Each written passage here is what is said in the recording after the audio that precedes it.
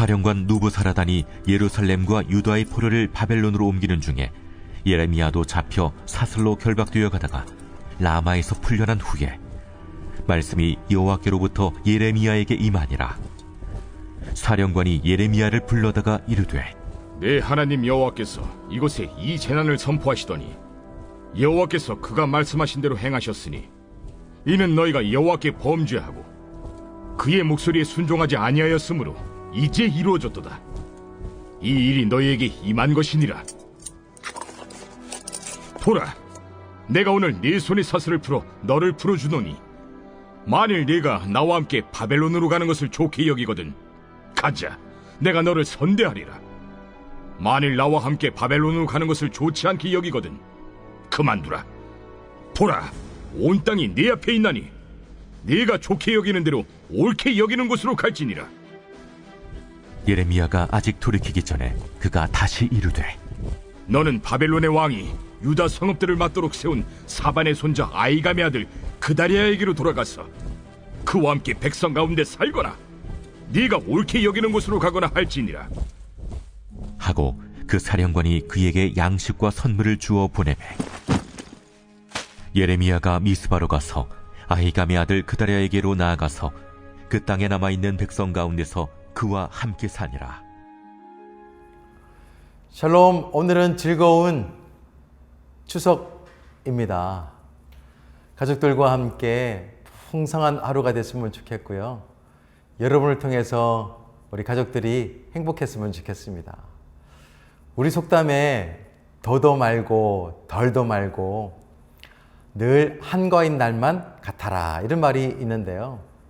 이 속담은 지금과 달리 아주 옛날 옛적에 정말 먹을 것이 없고 그리고 일에 시달리던 선조들이 가졌던 소박한 소망이 담긴 속담입니다. 누구나 때에 따라서 바라는 소망들이 있죠. 배가 고플 때는 배불리 먹고 싶고, 쉼없이 일을 할 때는 좀 쉬고 싶고, 지금보다는 좀 더 잘 살고 싶고, 어제보다는 좀 더 편안하게 살고 싶은 소망들이 다 있습니다. 반면에 힘들고 괴롭고 억눌리고 막 옥무에 걸려서 살고 싶은 사람들은 아마도 한 명도 없을 것입니다. 그러나 살다 보면 때로는 의도적으로 힘들고 아프더라도 때로는 참기도 하고 때로는 기다리기도 하고 때로는 자신을 죽이면서 살아야 할 때도 있어요. 특히 믿음의 삶이 그런 것 같아요. 오늘 본문도 보면 자신의 소명을 정말 잘 감당했던 예레미야가 하나님으로부터 아주 특별하고도 큰 보상을 받죠. 그래서 얼마든지 마음껏 편안하게 살 수 있는 길이 열렸어요. 그렇지만 정반대의 길을 걷고 있는 것을 볼 수가 있습니다. 소위 넓은 길이 아니라 좁은 길을 선택합니다. 왜 그랬을까요? 본문을 보면 바벨론의 사령관이죠. 느부사라단이 예레미야에게 자유를 주면서 두 가지 선택의 길을 열죠. 하나는 뭐냐면 바벨론으로 함께 가자는 것입니다. 바벨론으로 가게 되어지면 최고의 대접을 해주겠다. 그렇게 말하면서 약속을 하고 있는 것을 볼 수가 있습니다. 정말 편안하게 살 수 있고요. 얼마든지 호의호식하면서 살 수 있도록 모든 게 보장받는 그런 약속이었습니다.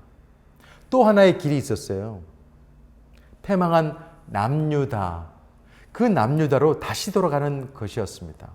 그런데 지금 남유다는 결코 편안하게 살아갈 수 있는 그런 땅이 아닙니다. 패전의 흔적이 남아 있어요. 남유다는 가난한 사람들 그리고 힘없는 사람들이 대부분이었습니다. 더 문제는 뭐냐면 하나님께 순종하지 않은 사람들이 아주 가득했던 땅이었습니다. 그럼에도 불구하고 예레미야는 남유다로 돌아가죠. 그것을 선택합니다. 불편하고 그리고 힘든 삶이 예견되어 있지만 남유다로 돌아갑니다. 왜 그랬을까요? 그것은 자신이 누군지를 정확하게 알았기 때문입니다. 자신의 정체성을 너무나도 잘 알았기 때문이에요. 자신은 하나님께서 선지자로 불러주셨음에 대해서 너무나 잘 알고 있었습니다. 예레미야는 평생 자신의 존재 목적이 자신의 연약함이 있지만 그 연약함을 뒤로하고 정말 하나님의 기쁨이 되고자 그렇게 살았던 삶입니다. 안락함을 버렸죠. 그리고 자신의 유익함도 버렸습니다. 어떻게 하면 하나님께서 기뻐하시는 삶이 될 수 있을까 하며 살았던 삶이 바로 선지자 예레미야였습니다. 어떻게 살아야 될지, 어떻게 말해야 될지를 아는 사람이었습니다. 그래서 예레미야는 예수님처럼 어두운 곳을 향합니다. 복음이 필요한 곳을 향해서 나아갔어요. 그는 자신이 어디에 서야 될지, 어떤 삶을 살아야 될지를 잘 아는 삶이었습니다. 지금 예수님을 믿는 사람이든 믿지 않는 사람이든 이 세상은 자꾸만 악해져 가고 있다는 사실을 모든 사람들이 다 알아요. 그래서 세상 사람들은 빛과 소금이 될 사람들, 그리스도인들을 필요하고 있는 것을 볼 수가 있습니다. 너무나도 많이 필요합니다. 그리스도인들은 어두운 곳에서 빛이 되고 썩어져 가는 곳에서 소금이 되어줘야 합니다. 그것이 바로 세상이 기대하는 교회요, 성도들이에요. 우리는 세상의 빛입니다. 그리고 세상의 방부제예요. 그런데 생각할 것이 있습니다. 툴리안 차비지 목사님께서요, 이런 말씀을 하셨습니다. 소금과 빛은 먼저 뭔가와 접촉되지 않으면 아무런 효과가 없다. 너무 정확하고 맞는 말입니다. 그리스도인들은 세상과 단절하고 빛과 소금의 역할을 감당할 수가 없습니다. 먼저요, 여러분의 손이 닿는 곳에서 그리스도인이 되어줘야 합니다. 빛과 소금의 역할을 감당해 줘야 됩니다. 특별히 오늘은 추석이에요. 가족들과 함께하고 있습니다. 가까이 있는 정말 손끝이 닿는 부모님께, 자녀들에게, 아직 예수 그리스도를 믿지 못하는 우리 친척에게 빛과 소금의 역할들을 감당하면 얼마나 좋을까. 예레미야가 보상으로 받은 자유를요, 자신만을 위해서, 자신의 유익을 위해서 사용하지 않죠. 오히려 자유가 없는 사람들을 위해서 사용하는 것을 볼 수가 있습니다. 하나님께서 우리에게 주신 구원의 기쁨과 풍성한 축복이 있는데 그것을 함께 나누었으면 좋겠어요. 손이 닿는 곳에서. 물론 이렇게 살아가는 것이 쉽지만은 않습니다. 그러나 불가능하지는 않아요. 어떻게 해요? 1절에 보니까 후반절에 이런 말씀이 있습니다.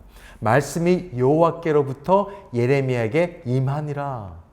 맞습니다. 하나님의 말씀이 예레미야에게 임하게 되어지면 우리 또한 이 세상에서 세상 사람들이 기대하는 빛과 소금의 역할들을 잘 감당할 수가 있습니다. 세상이 기대하는 바로 그 그리스도인으로 살 수가 있어요. 우리에게 능력을 주시는 하나님의 말씀이 우리 가운데 임하게 되어지면 하나님께서 기대하시는 바로 그 하나님의 자녀가 될 수가 있습니다. 이 세상이 기대하는 바로 그 성도도 될 수가 있어요. 가까운 가족들, 제가 여러분에게 도전합니다. 아주 가까운 가족들이 기대하는 바로 그 참 그리스도인들이 오늘 되었으면 좋겠습니다.